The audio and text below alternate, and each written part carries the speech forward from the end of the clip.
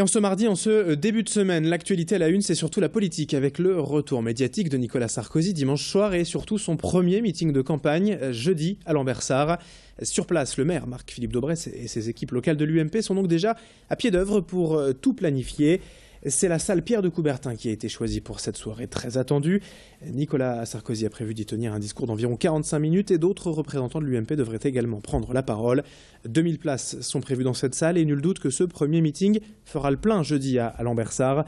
Pour l'occasion, le gymnase sera même ouvert sur l'extérieur et un écran géant sera installé dans le parc attenant.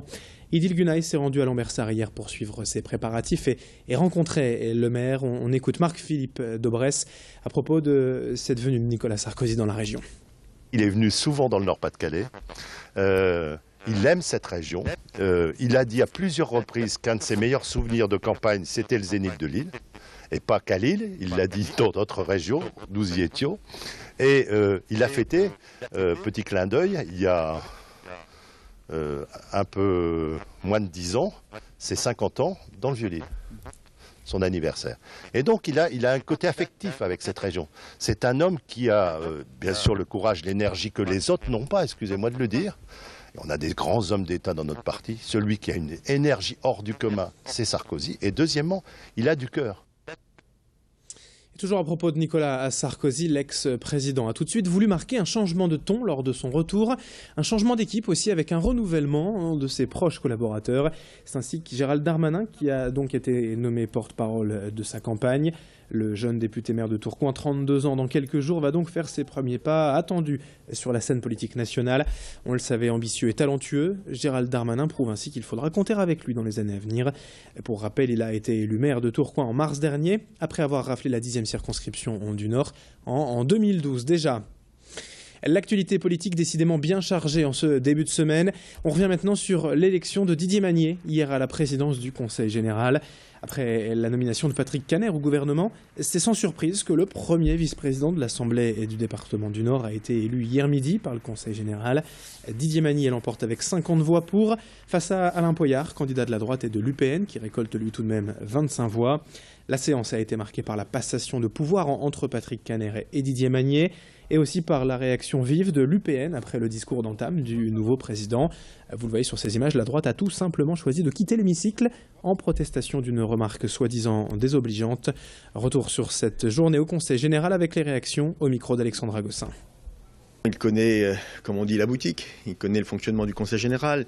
Il a été élu comme moi en 1998, donc ce n'est pas, comme l'on dit très vulgairement, un perdreau de l'année. Il connaît le département et il peut compter sur mon soutien et mon action auprès de lui pour qu'il réussisse. Sa réussite sera ma réussite. Didier Magnier est un homme extrêmement sérieux, c'est un combattant, un homme de caractère au meilleur sens du terme, c'est-à-dire qu'il a des valeurs et il souhaite les mettre en œuvre. Et je suis convaincu que dans la continuité, mais avec peut-être des styles différents, eh bien, nous resterons au service des nordistes. Allez, dans le reste de cette édition et de l'actualité régionale, on passe à autre chose. Après la politique, voici les premières images du tout nouveau TER du Nord-Pas-de-Calais. Inauguré hier matin en gare de Lille-Flandre, baptisé Régio 2N, il sera en service dès le début de l'année prochaine avec 18 rames en circulation dans la région. Le coût de l'investissement pour le Conseil régional est de 229 millions d'euros. Mais à ce prix-là, c'est un train de nouvelle génération qui est proposé avec des rames plus confortables, plus larges, plus modernes et par exemple de nombreuses prises électriques disponibles pour les voyageurs. Le Nord-Pas-de-Calais est l'une des premières régions en France à profiter de ce Régio 2N entièrement fabriqué par l'usine Bombardier de Crépin, près de Valenciennes. Idil Günay a suivi pour nous hier l'inauguration de ce nouveau TER et a rencontré le directeur régional de la SNCF. À l'origine de la commande, ce matériel était prévu spécifiquement pour les marches régionales, pour la circulation régionale en région, et 2N voulant dire 2 niveaux, donc il est à 2 niveaux pour pouvoir donner plus de sièges, plus d'assises pour nos clients.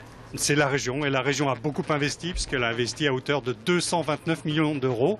229 millions d'euros, c'est colossal, mais c'est vraiment très important pour avoir un TER moderne, un TER du 21e siècle.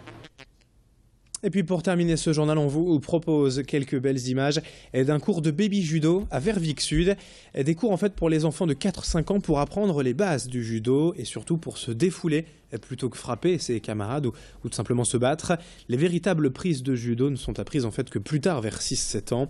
Ici, c'est d'abord sous forme de jeu que se fait l'initiation, avec par exemple le fameux jeu de la saucisse pour essayer de s'échapper. Pour le moment, les enfants apprennent donc le jeu d'opposition et apprennent aussi à tomber. Et ils n'ont pas n'importe qui, comme professeur. David Hermans, 6 fois champion d'Europe. Alexandra Gossin est allée sur place à Verviers Sud pour rencontrer ces petits judokas. On roule la saucisse et il faut aller pas se tromper, sinon on est éliminé. Quand David dit vert par exemple, tu dois te mettre à genoux.